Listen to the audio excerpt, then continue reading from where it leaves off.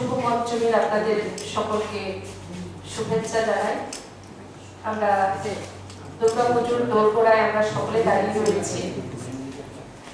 আজকের এই পঞ্চমী দিনে জগৎজননীর কাছে আমাদের কামনা প্রার্থনা যে আপনাদের সকলের জীবন সুখ শান্তি সমৃদ্ধিতে পরিপূর্ণ হয়ে উঠুক।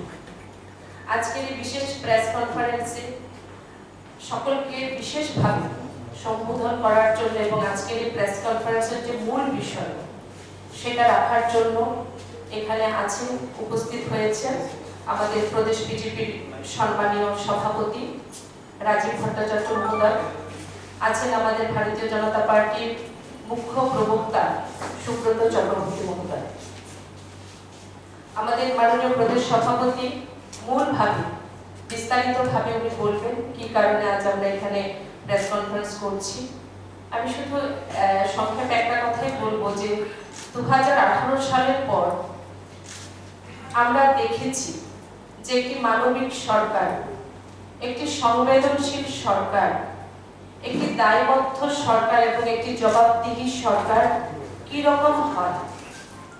ভারতীয় জনতা পার্টির সরকার 2018 সালের পর থেকে সময় সময় যে যুগান্তকারী ঐতিহাসিক এবং ইতিবাচক সিদ্ধান্ত, যোজনা বা বিভিন্ন নীতি প্রণয়ন করে যাচ্ছে, তাতে যে শুধুমাত্র সমাজের বা রাজ্যের একটি বিশেষ বর্গ বা বিশেষ ক্ষেত্রের উন্নয়ন হচ্ছে বা বিকাশের দ্বার খুলে গেছে, শুধুমাত্র তা নয়, সরকার দ্বারা নেওয়া বিভিন্ন সিদ্ধান্ত মাতা ত্রিপুরা সুন্দরীর এই রাজ্যকে বিশ্বস্তরে নিয়ে যাওয়ার কাজও করেছে।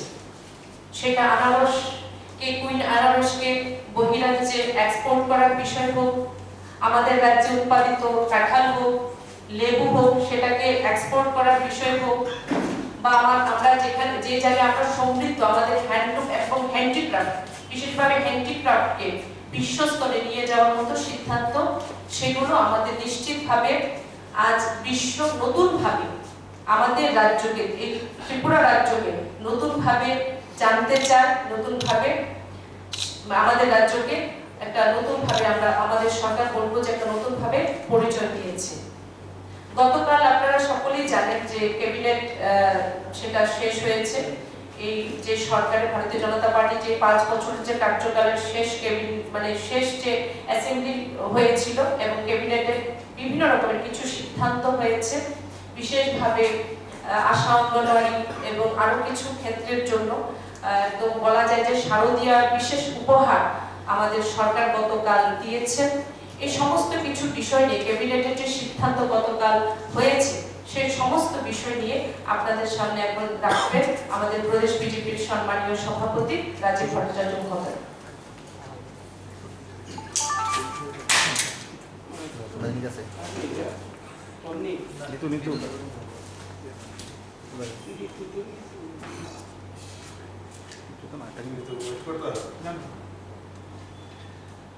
আমার সাংবাদিক বন্ধুদের শারদীয়া দুর্গা উৎসবের অনেক অনেক শুভেচ্ছা, অভিনন্দন জানাচ্ছি।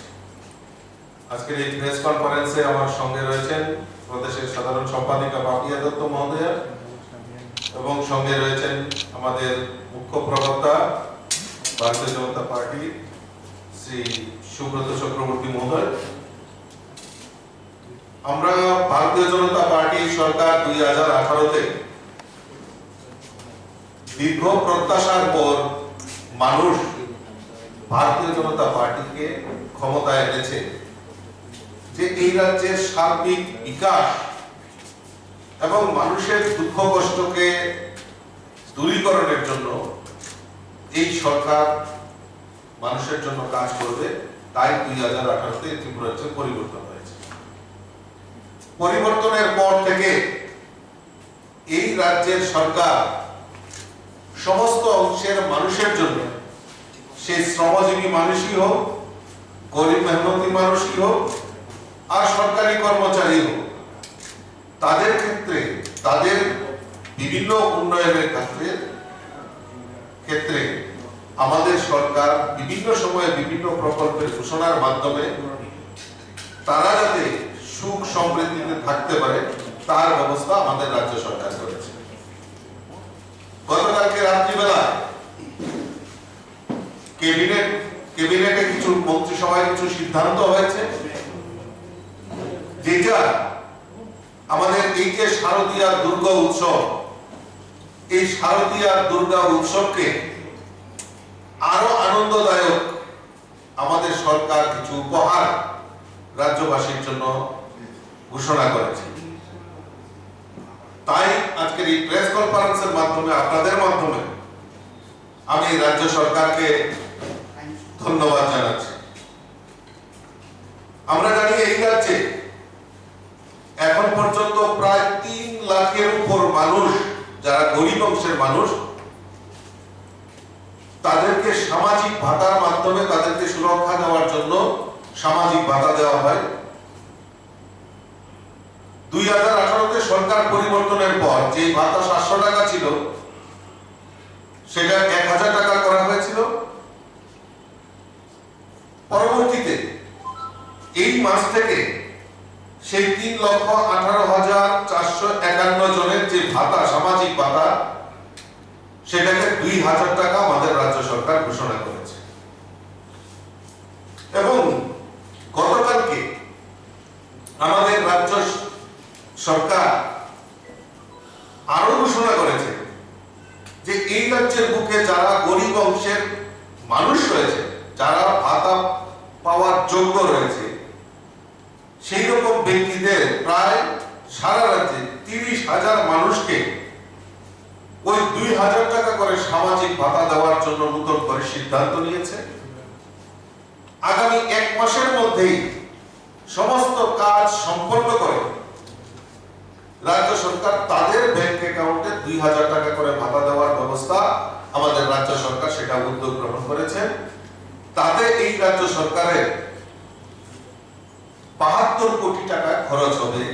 আমি আপনাদের মাধ্যমে রাজ্য সরকারকে অসংখ্য ধন্যবাদ জানাচ্ছি। ইতিমধ্যে আপনারা জানেন রাজ্য সরকার শিক্ষা দপ্তরে কিছু নিয়ম নীতির কথা ঘোষণা করেছে। ইতিমধ্যে 10 উত্তীর্ণ যারা রয়েছে, গত 27 তারিখে 256 জন এবং আজকে 258 জনকে অফার প্রদান করা হয়েছে। এবং শিক্ষাক্ষেত্রে আরো বিভিন্ন শিক্ষক নিয়োগের সিদ্ধান্ত রাজ্য সরকার নিয়েছে। সুব্রত দা পরে ডিটেলস আপনাদের কাছে উপস্থাপন করবে। তো আমি এই রকম যে ঐতিহাসিক সিদ্ধান্ত, এই পূজার আগে এই রাজ্যের বেকারদের কর্মসংস্থানের ক্ষেত্রে, রোজগারের ক্ষেত্রে যে সরকার সদার্থক ভূমিকা পালন করছে, তার জন্য আমি আপনাদের মাধ্যমে রাজ্য সরকারকে ধন্যবাদ জানাচ্ছি। আপনারা জেনে আরো খুশি হবেন, এই রাজ্যে গতকালকে রাজ্য মন্ত্রিসভা সিদ্ধান্ত নিয়েছে যে পুলিশ ডিপার্টমেন্টে 6065 জনকে চুক্তির ভিত্তিতে স্পেশাল এক্সিকিউটিভ নিয়োগ করা হবে। 6065 জনকে, যার যোগ্যতা 8ম মান হলেই হবে এবং বয়স 21 বছর থেকে 45 বছর তার সীমাবদ্ধ থাকবে। তার এই নিয়োগের ক্ষেত্রে জেলার এসপি এবং স্থানীয় থানার মাধ্যমে আবেদন করে যারা রাজ্যের বেকাররা রয়েছেন তারা সেখানে অ্যাপ্লাই করতে পারবে। তাদের বেতন ন্যূনতম 10,000 টাকার থেকেও বেশি দেওয়ার সিদ্ধান্ত মন্ত্রিসভায় নিয়েছে। তার জন্য আপনাদের মাধ্যমে আমি রাজ্য সরকারকে ধন্যবাদ জানাচ্ছি। আরো একটা ঐতিহাসিক সিদ্ধান্ত আমাদের রাজ্য সরকার নিয়েছে। আমাদের রাজ্যে 9,931টি অঙ্গনওয়াড়ি সেন্টার রয়েছে। এই প্রতিটা অঙ্গনওয়াড়ি সেন্টারে একজন হেল্পার এবং একজন ওয়ার্কার রয়েছে। তাদের যেহেতু এটা একটা সেন্ট্রালের প্রজেক্ট, সেখানে 90, 90 এবং 10 এই রেশিওতে তাদেরকে বেতন দেওয়া হতো, মানধন দেওয়া হতো। রাজ্য সরকারের যেখানে 10% যেটা দেওয়া হতো, তার 15% রাজ্য রাজ্য মন্ত্রিসভায় গতকালকে সেখানে ঘোষণা করেছে। তার জন্য আমি আপনাদের মাধ্যমে আমার রাজ্য সরকারকে ধন্যবাদ জানাচ্ছি। আমরা জানি স্বাস্থ্য দপ্তরের অধীনে আমাদের আশা কর্মীরা রয়েছে, যারা আমাদের এই যে করোনা মোকাবেলার সময় যারা আমাদের আশা কর্মীরা আমাদেরকে রক্ষার কবচ হিসাবে কাজ করেছেন, সেই আশা কর্মীদেরও যেন অঙ্গনওয়াড়ি হেল্পার এবং ওয়ার্কারদের যে রেশুতে বেতন বৃদ্ধি করার ঘোষণা করেছে রাজ্য সরকারের, যে 10% তার উপর 15%, আশা যারা কর্মী আছে তাদেরও সেই রেশুতে বেতন বৃদ্ধির সিদ্ধান্ত আমার রাজ্য সরকার নিয়েছে। তাই আপনাদের মাধ্যমে আমি রাজ্যের যে সরকার, ভারতীয় জনতা পার্টির নেতৃত্বে যে সরকার, সেই সরকারকে অসংখ্য ধন্যবাদ জানাচ্ছি, রাজ্যের মুখ্যমন্ত্রীকে ধন্যবাদ জানাচ্ছি। সর্বপরিসরে আমাদের কাছে এই রাজ্যে যারা মানুষ, যারা এই রাজ্যের বেকার থেকে শুরু করে, শ্রমজীবী মানুষ থেকে শুরু করে, কৃষক থেকে শুরু করে সকল অংশের মানুষের জন্য আমাদের রাজ্যের সরকার বিভিন্ন উদ্যোগের মাধ্যমে কাজ করছে। গত পরশুদিন আপনারা জানেন এই রাজ্যে প্রায় 42,000 যারা কৃষক রয়েছে তাদেরকে প্রায় 7 কোটি টাকা, তাদের বিভিন্ন জায়গায় ফসল বীমা যোজনায় বা ফসলের নষ্ট হয়েছে বন্যার কারণে, খরার কারণে, পোকার কারণে, যে কোনো কারণে ক্ষতিগ্রস্ত হয়েছে, প্রায় 42,000 যারা কৃষক, প্রকৃত কৃষক, যাদের ক্ষয়ক্ষতি হয়েছে তাদেরকে চিহ্নিত করে রাজ্য সরকার ডিবিটির মাধ্যমে তাদেরকে তাদের অর্থরাশি প্রদান করা হয়েছে। সেখানে রাজ্য সরকারের প্রায় 7 কোটি টাকা ব্যয় হয়েছে। এই যে কনস্ট্রাকটিভ সরকার, মানুষের জন্য, কৃষকের জন্য, গরিবের জন্য যে সরকার স্লোগানে বিশ্বাস করে না, ভারতীয় জনতা পার্টির সরকার মানুষের জন্য কাজ করে, মানুষের পাশে থেকে মানুষকে সহযোগিতার অঙ্গীকার নিয়েছে। এটা আমাদের একটা বড় প্রাপ্তি। তাই আপনাদের মাধ্যমে আমি রাজ্য সরকারকে ধন্যবাদ জানাচ্ছি। তো শিক্ষা দপ্তরের কিছু ঐতিহাসিক সিদ্ধান্ত, যেহেতু আমাদের মুখ্য প্রবক্তা উনিও একজন শিক্ষক মশাই, তো আমি ওনার কাছে মাইক দিচ্ছি, আপনাদের সামনে সেই শিক্ষা দপ্তরের যে ঐতিহাসিক সিদ্ধান্তগুলি আপনাদের সামনে বিস্তারিত করে দেব।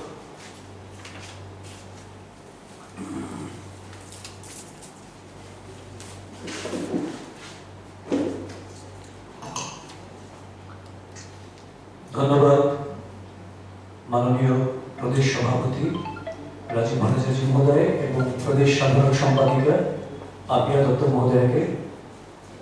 আমি আবারও আজকের এই মহা শ্রীপঞ্চমী উপলক্ষে যারা সাংবাদিক ভাইরা এসছেন, আপনাদের প্রত্যেককে, প্রত্যেকের পরিবার পরিজনদের এবং সেই সঙ্গে গোটা রাজ্যবাসীকে ভারতীয় জনতা পার্টি ত্রিপুরা প্রদেশের পক্ষ থেকে শারদ উৎসবের আন্তরিক শুভেচ্ছা, অভিনন্দন জানাচ্ছি এবং আপনাদের সার্বিক সুস্থতা এবং আনন্দময় শারদ উৎসব কামনা করছি।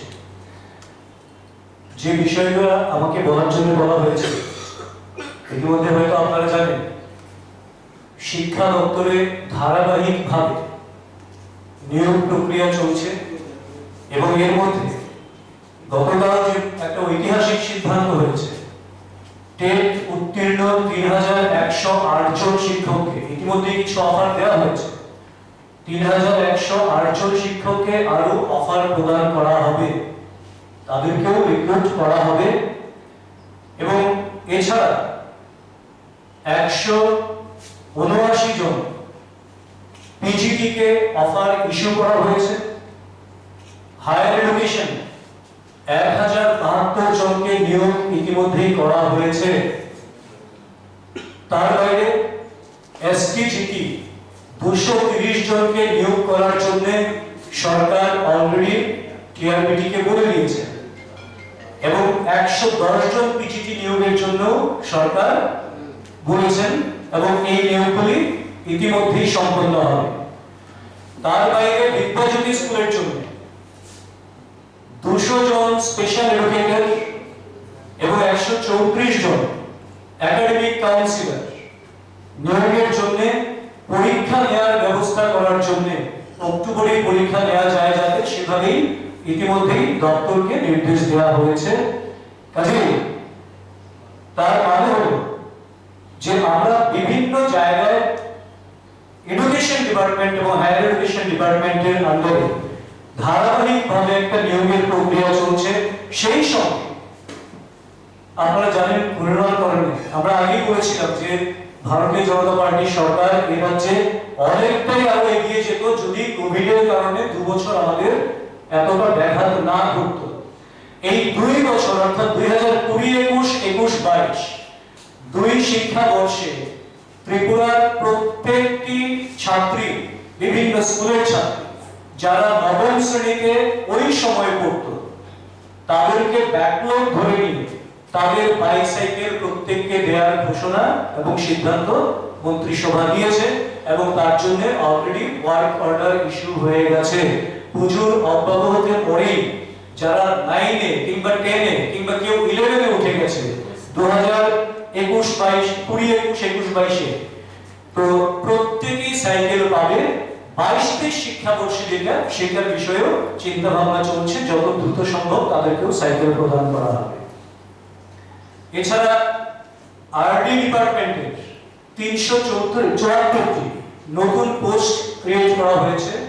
এখানে এসি থেকে শুরু করে জুনিয়র ইঞ্জিনিয়ার থেকে শুরু করে বিভিন্ন ধরনের পোস্ট সেখানে রয়েছে এবং বিভিন্ন ডিপার্টমেন্টে বিভিন্ন সংখ্যায়, কোথাও 60টা, কোথাও 134, কোথাও 263, এরকম করে বিভিন্ন ডিপার্টমেন্টে 1363টা আরো পোস্টের জন্য ফাইন্যান্স ডিপার্টমেন্ট ওনাদের কনকারেন্স দিয়ে দিয়েছেন 2022-23 সালে তাদের রিক্রুটমেন্টের জন্য। তার মানে বিরোধীরা যেভাবে ত্রিপুরা রাজ্য জুড়ে প্রচার চালাচ্ছিল যে রাজ্য সরকার রিক্রুটমেন্ট করছে না, রাজ্য সরকার যুবক যুবতীদের কথা ভাবছে না, বরং এই সংখ্যার নিরিখে এবং আগামী দিনগুলোতে রিক্রুটমেন্টের যে জায়গা তৈরি হয়েছে এবং টাইম বাউন্ড রিক্রুটমেন্টের জন্য বারবার বলা হচ্ছে অক্টোবরের মধ্যে পরীক্ষা দিতে হবে, যে রিক্রুটমেন্টের অফারগুলি ইস্যু হচ্ছে সেগুলি টাইম বাউন্ড শেষ করতে হবে। তার মানে দেখা যাবে গত 5 বছরে ভারতীয় জনতা পার্টির সরকার এ রাজ্যে প্রতিষ্ঠিত হওয়ার পর যত সংখ্যক রিক্রুটমেন্ট হয়েছে এটা বিগত সরকারগুলি সমস্ত ইতিহাসকে ম্লান করে দেবে, সেটা আমরা পরিষ্কারভাবে বলতে পারি। আমরা বারবার বলছি মানুষকে বিভ্রান্ত না হওয়ার জন্য। বিরোধীরা চক্রান্ত করবে, বিভ্রান্ত করার চেষ্টা করবে, কারণ তাদের রাজনীতি করার মতো কোনো অবস্থান নেই। এবার বিরোধীরা আরেকটা কি বলছেন, ওনারা বলছেন সামাজিক ভাতা কেটে নিয়ে সামাজিক ভাতা দেওয়া হচ্ছে। হ্যাঁ, সামাজিক ভাতা কাটা হয়েছে। যার বাড়িতে 2-3তলা বিল্ডিং রয়েছে, কন্ট্রাক্টরি করে কয়েক লক্ষ টাকার মালিক, তার পরিবার সামাজিক ভাতা পেত, তাদের সামাজিক ভাতা কাটা হবে না, তাদের সামাজিক ভাতা দেওয়া হবে।